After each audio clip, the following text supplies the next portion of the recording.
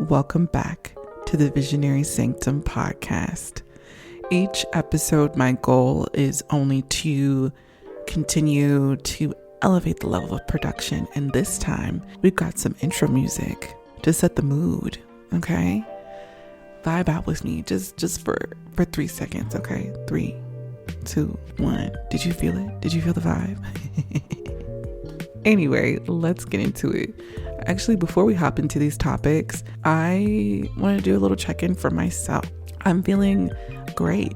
I put on a cute outfit today. I smell really good. And life's good. I can't complain. There's always something to complain about, but overall, I'm feeling great. And I want to say these last couple of weeks socially have been a great time. I haven't been out this much in a few years. So while I had a lot of fun these past few weekends, it's nice to not have as much to do and take some time to recharge so we can do it again this weekend. All right, that's the end of my little checkup. Let's get into it. The first thing I want to get into is Visionary Sanctum. Now, in previous episodes, I've discussed lightly what Visionary Sanctum is to me. But as time goes on, this entity, right, it's an energy of its own, is only going to grow more and more in depth. And I want to dig more into what it means to me and its connection to me. So I identify as a creative entrepreneur. I found a label for myself. And Visionary Sanctum is my creation. And I've always been drawn to creativity and entrepreneurship, but this is my first time taking it seriously, combining those two things together. And when I first created Visionary Sanctum, I wanted it to be a way of storytelling. And I shouldn't say wanted it. That's what it is right now. I was trying to figure out what is the best way for me to go about portraying the story. So I started on Instagram. I was going to different events and I was actually making sure that I asked people for their Instagram. Previously, when I was going to places, I wasn't asking. Like, let's build this following in person, And then I was like, all right, well, I got to get a post up because I started this Instagram fresh. Got to post up my birthday. Then I said, okay, well, all these people are following me and they're asking me what do I do and what kind of creative. So that means I need to show people on their timeline. So I started posting videos so people could know me spiritually, emotionally, mentally, some of my overall morals and ideas. I'm like, okay, this is a great way to put it. How do I expand? And something I for sure wanted to do is get into long form and do it consistently. And here we are in the long form. I'm like, okay, I'm feeling this. Well, what's another way that I can really add more into the creativity aspect here? And then I was like, graphics. So graphics are the new thing. That's what I've been working on. And I started off by doing a defining graphic or carousel on Instagram. And I don't have any experience at all in graphic design. So I just got on Canva and made a little something and put it together. I put definitions, I put mission statements, I said what my overall goal and purpose is. After I read it, it looked a little corporate, but I decided not to change it because this is both creativity and entrepreneurship. And when it comes to business, sometimes the girls need to get a little corporate. Okay? Just a little corporate. And I was very proud of myself by being able to build this thing. And as I'm creating each piece purposefully, it's made me think about why I've been drawn to creative entrepreneurship. And it is because not only can I make a couple coins, but I can really create something as a living and breathing entity thing, right? And it be connected to me. I, of course, want to be a productive citizen of society, right? We live in a capitalist society and I'm aware of that. And I'm going to do what I can do to live an abundant life as ethically as possible, but an abundant life. And I still want to be able to do it while being tied to something that I believe to be beautiful, that I believe to be an extension of myself. And Visionary Sanctum is only piece number one. I know that over time, as I continue to grow this, I'm eventually going to grow other things. And I think after I build this piece as like a proof of what can be done, I plan to help others do the same thing. That was just a storytelling piece I thought about. With that being said, the part-time job I have, hours, they've been slowing down. Okay. And I'm waiting on these real estate commissions and stuff like that. So, needless to say, I have a lot of time on my hands while I'm chilling, waiting on some coins, waiting on a couple shifts.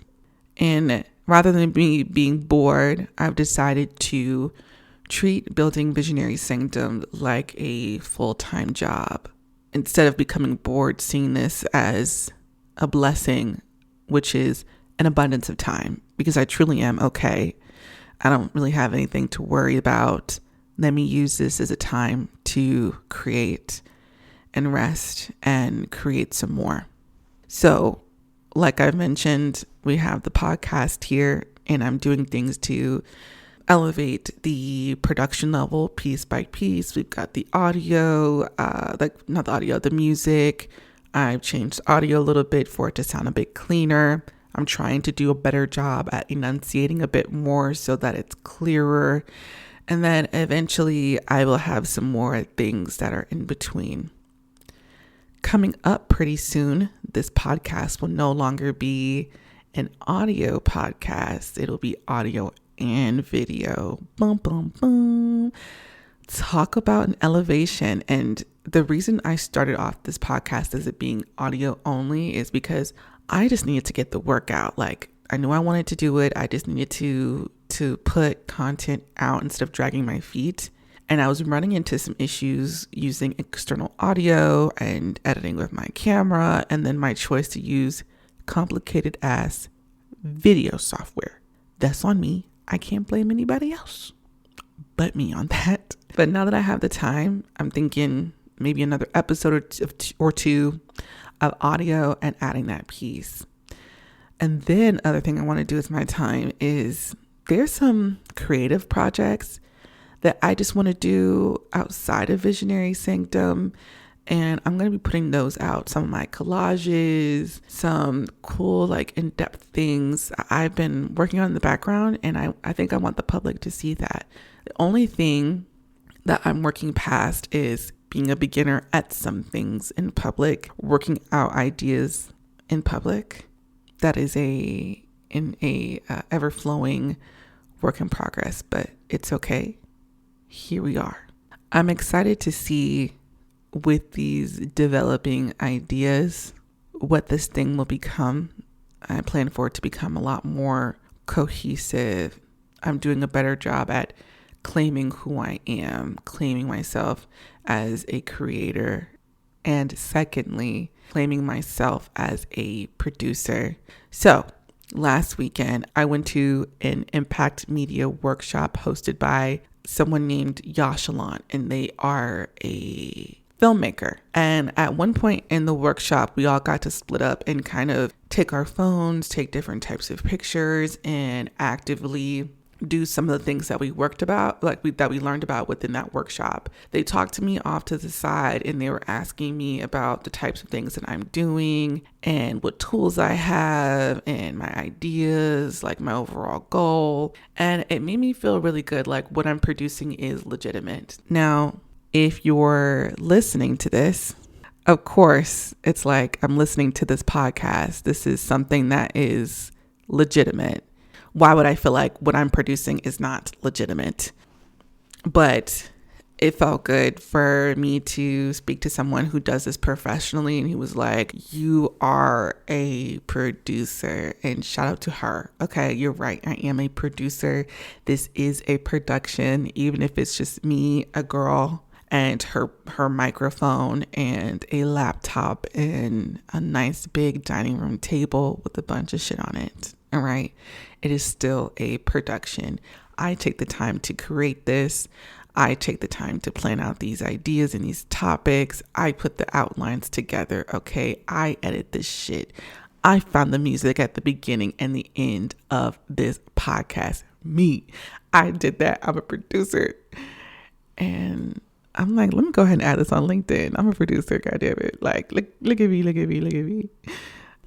And I'm going to continue to claim those things: creative entrepreneur and creative producer. Maybe we can add director to a couple things eventually, but we'll see. And that's all I got going on with the entrepreneurship front right now. Eventually I'll get a little bit more into real estate, but I'm still trying to establish more of an identity first with this, because I feel like now is the right time. Let's get into creativity.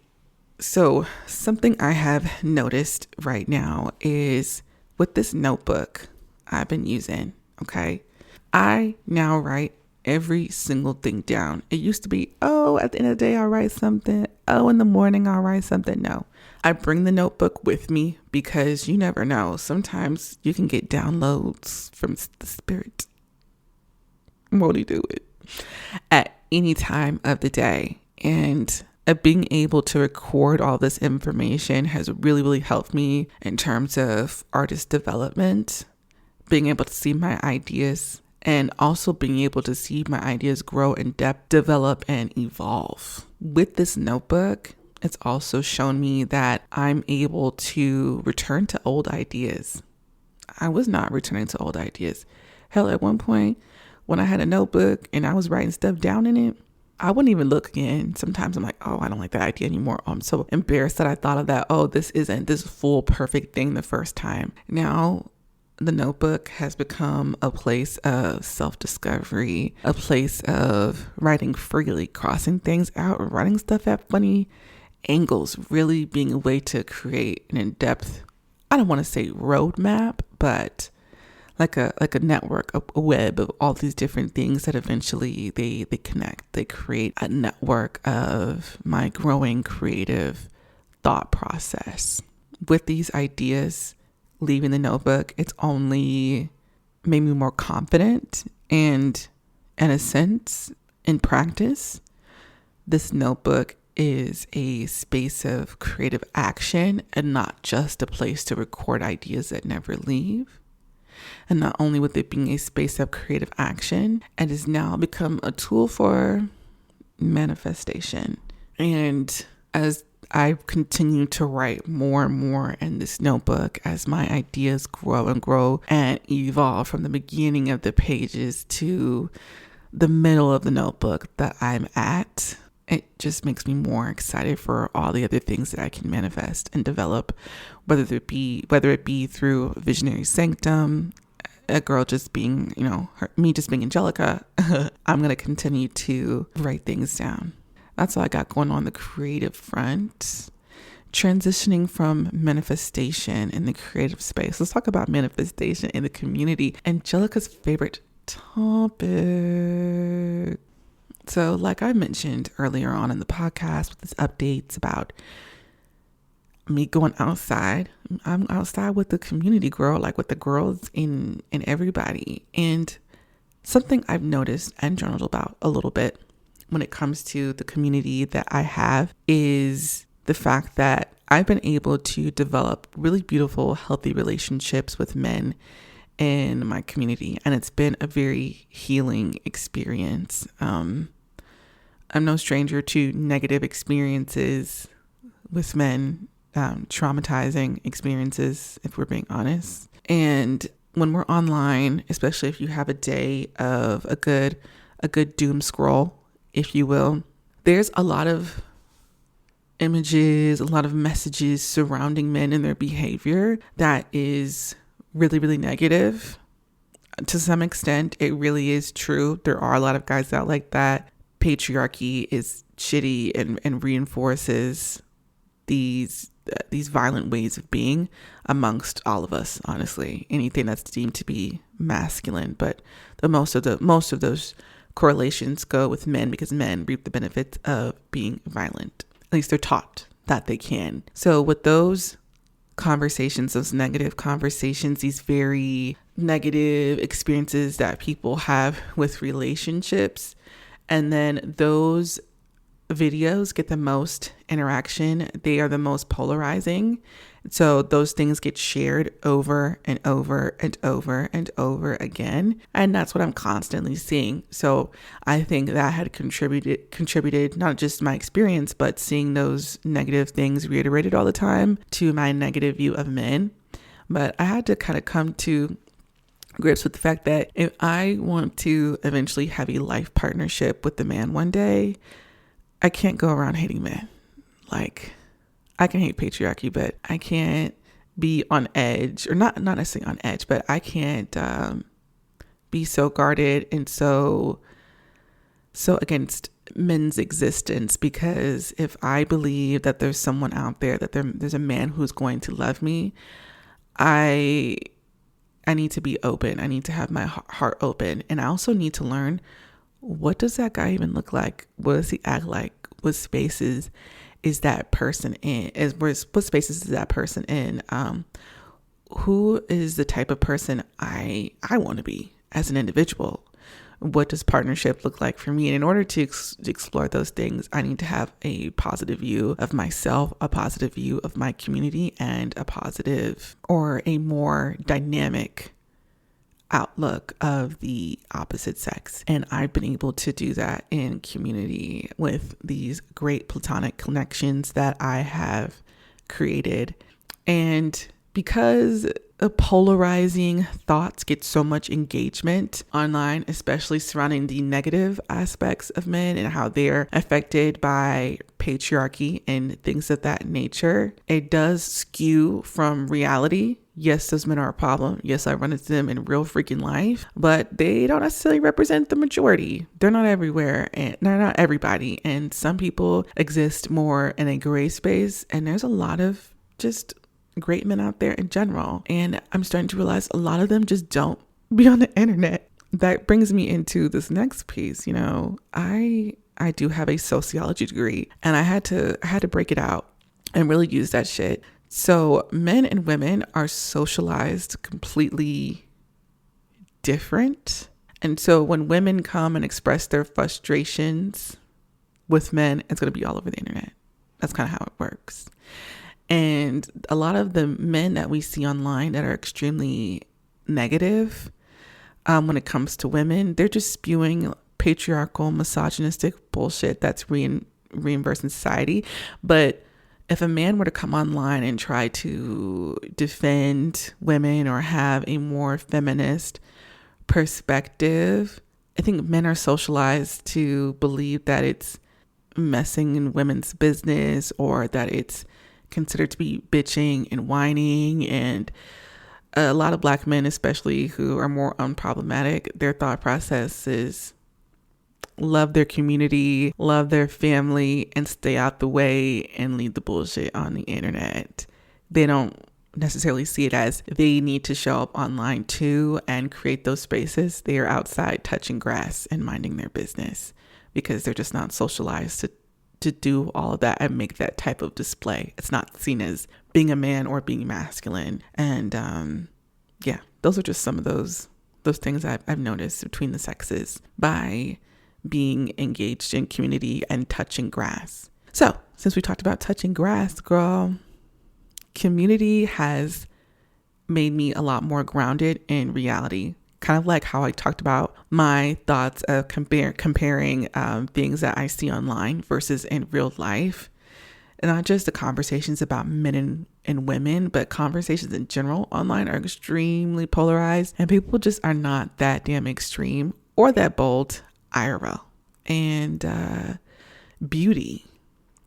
When you are outside constantly and in spaces where you're really connecting with those around you and really looking in everybody's faces and being present, you could just see how beautiful other humans really are. And everybody looks so different. Everybody's unique. Everybody has a unique energy. I think when we compare being present in real life versus what people share online is this very limited, very linear thought of what beauty should look like.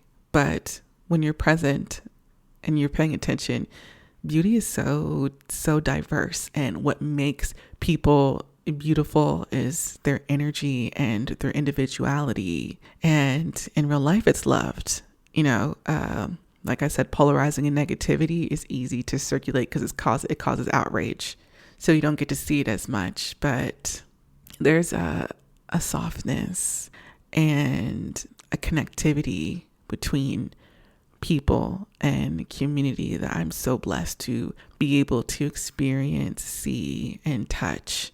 And as I continue to establish myself with those here in the city of Chicago and those around the world, I'm only becoming more and more grounded and tapped into that beauty around me. And as I'm becoming tapped into it, I think it's changed my energy. I'm thinking that I'm radiating something that's full of light and very attractive inside and out. And that's the type of beauty. That's the type of beautiful that I want to be and that I want to express.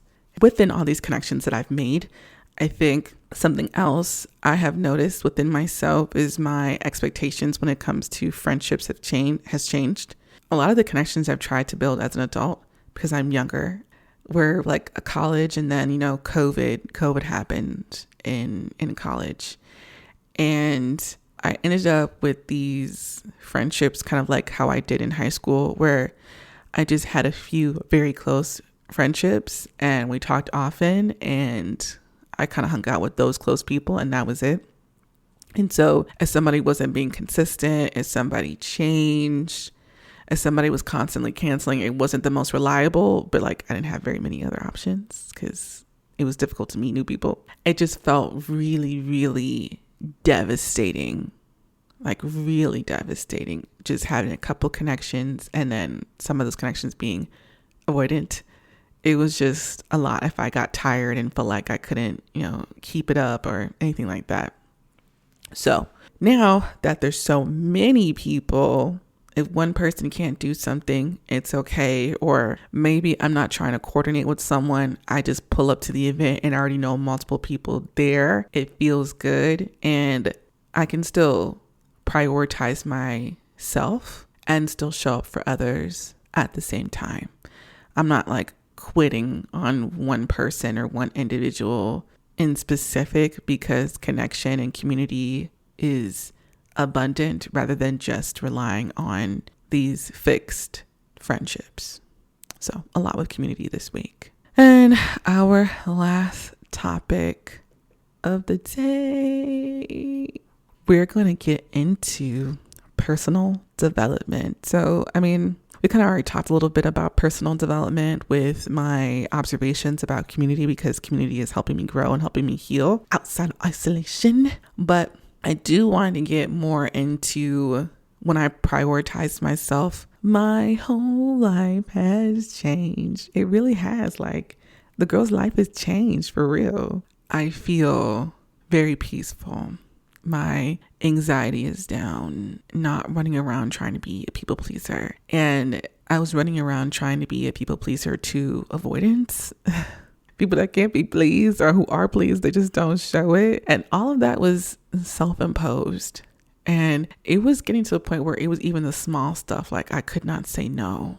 Like, it's always yes, yes, yes. I can do this. I can show up for you, running off a glass half empty. Nobody else was doing that but me. But now I prioritize me, and it feels good. I have some people I can rely on, and people can still rely on me. I'm still showing up, but I'm not showing up at my expense. There's a difference between showing up when it's inconvenient for you and showing up at your own detriment. And we're not running around. We're not chasing. We're not chasing these people, nothing. We're not chasing the money. The money chasing me, goddammit. opportunity chasing me, abundance is chasing me, because I poured into myself, and now everything else around me is growing and is beautiful. And because I poured into myself, I'm going to continue to pour into myself. I'm going to continue to do the crazy shit, the crazy idea of following my dream. And part of that has become an extension of having autonomy over my time now. So prioritizing myself, having a lot more time on my hands before I did before, when I was working the real 9 to 5, 40 hours a week, this massive time block, not being at home or doing what I wanted to do. I'm like, girl, I can do the day however I want. I kind of get up when I want. I try to get out of bed, and I'd like to at least be showered by 10 a.m., 10:30, whatever. I figure out some breakfast, or if I'm just going to wait and eat lunch, maybe I want to go somewhere and do something to get some ideas. Maybe I want to find a cool coffee shop and edit there, or meet someone in the middle of the day because I'm around a bunch of other people who have flexible ideas. I can do anything I want, and I love that for me. Having autonomy over my time really feels like breaking the shackles off. Okay, maybe Juneteenth inspired that statement. I don't know. But breaking the shackles off, I feel free. And that freeness, that liberation over the nervous system of not being constantly stressed and anxious, feeling free to create and build visionary sanctum as a product of that, has been truly a liberating experience, which ties into me claiming who I am as a creative entrepreneur, as a producer, all the creative things I want to do, which is tied into me feeling a lot more present and able to connect with those around me, feeling a lot more grounded within the space that I'm in. It's also made me rethink how I feel about employment in general. I know I talked about it being like shackles, but now that I'm in a very flexible space, I'm actively pursuing work. It could be more contract work, which is okay. And I'm choosing roles to apply for roles that I think would further enhance all those things that I just brought up in my life that I'm feeling, and would feel like a place of autonomy as best as it can, because I am on somebody else's time if I'm employed, in that way. But I wanted to feel like it's adding to this ecosystem that I'm building for myself, rather than a space that I'm in constantly just for the purpose of survival. I hate being in survival mode. That shit is depressing as fuck. Okay. But that's the next piece, is employment that I feel like works within this ecosystem of connection, networking, community, creativity, personal development, like something rigorous where I really feel like my brain is working, something that's not monotonous. I haven't found it yet, but I have started looking. So if y'all know something, let me know. Okay. So we can go ahead and close out. That was a good session, y'all. I needed that. And I hope somebody else felt connected to those words too.